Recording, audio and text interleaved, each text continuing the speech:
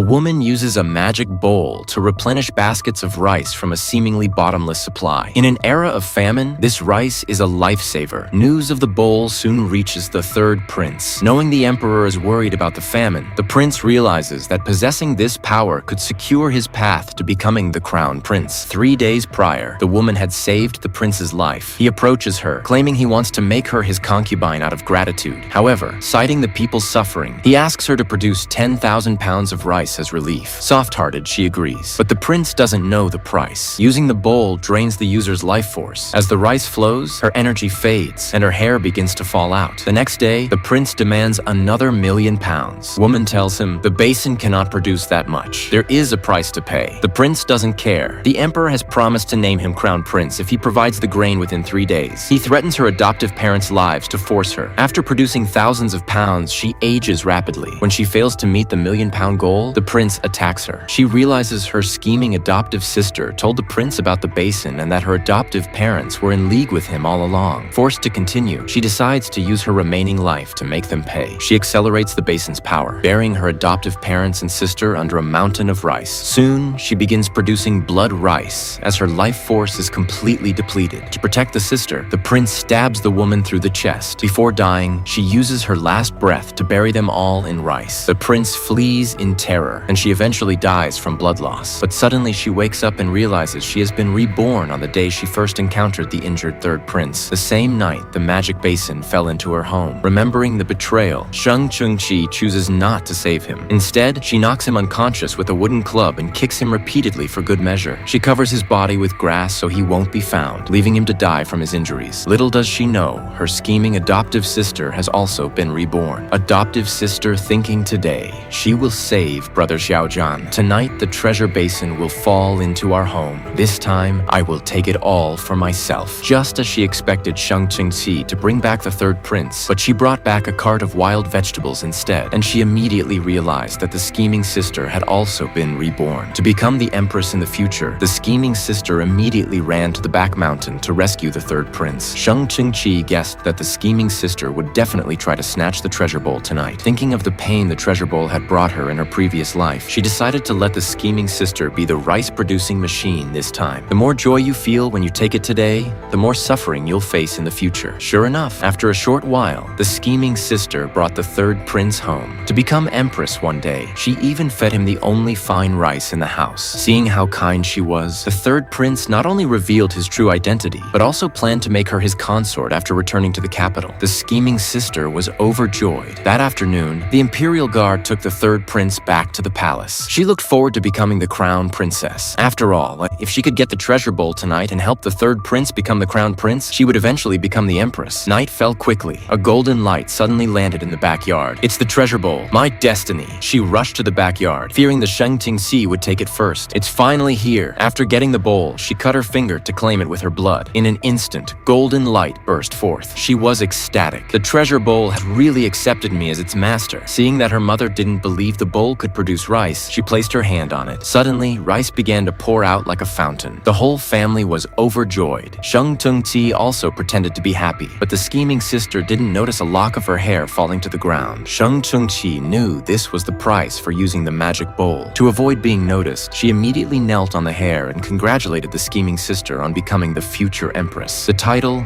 Your Majesty, made the scheming sister's heart swell with pride. Thinking that the third prince would come for her the next day, she decided to distribute rice to the people. She wanted him to see her as the mother of the nation, hoping he'd make her his consort or empress. Little did she know, the third prince only saw her as a rice-producing machine. To win his heart, she made a grand promise. I will provide 10,000 stones of rice for 10 days. The commoners were overjoyed and hailed her as a saint. Sheng Qingci smiled inwardly. Even she had struggled to bear the cost of 1,000 stones of rice. 10,000 would likely cost the scheming sister her life. As rice poured out like a tide, the hungry people knelt in gratitude, calling her a reincarnated saint. The scheming sister was very proud of herself. Thinking about her past life, she had advised Sheng Qingci to distribute grain to the people, so the people would treat her as a holy woman. However, Sheng Qingci said something about how a small favor can lead to a big grudge, and that human desire is infinite. Today's kindness could be tomorrow's enmity. I can't keep giving them grain without a limit. Thinking about this, she didn't forget to mock Sheng Qingci for being selfish, and praised herself for soon becoming someone above 10,000 people. Only Sheng Qingci knew how miserably she would die, thinking, when the third prince arrives and sees my extraordinary power, he will surely propose to me. Soon, the third prince saw this scene, and his eyes widened instantly. He thought about how his father, the emperor, was distressed over the drought. If he could control this ability to create grain out of thin air, he could surely become the next emperor by relying on the people's prestige. He could even stabilize the country without spending a single penny. So,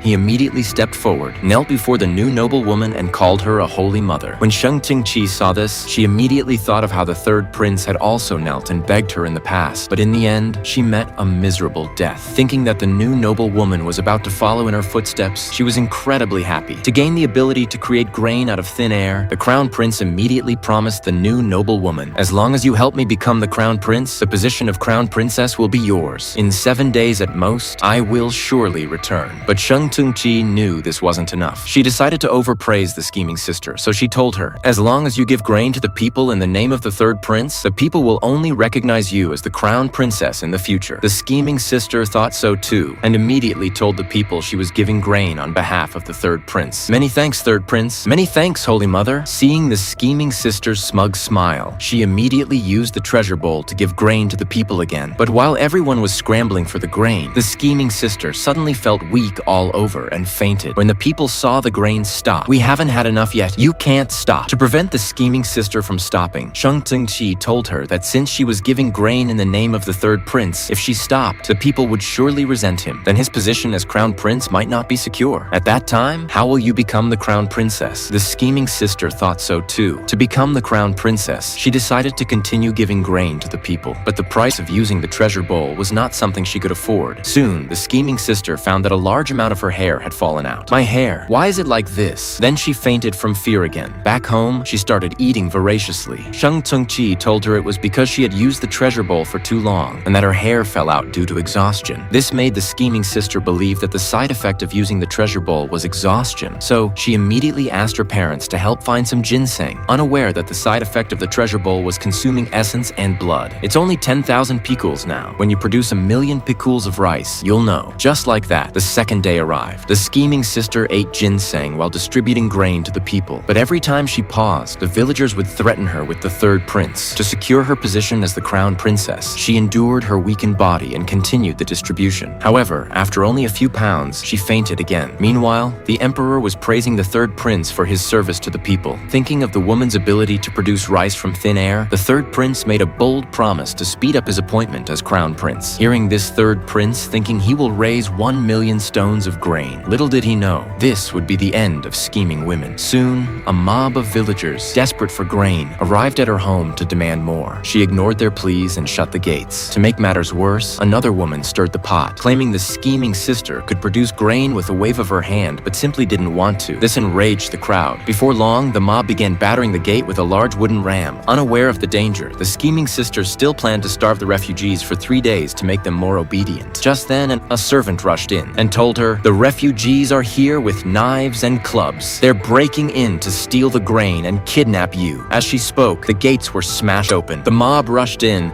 and the scheming woman finally realized she was in deep trouble.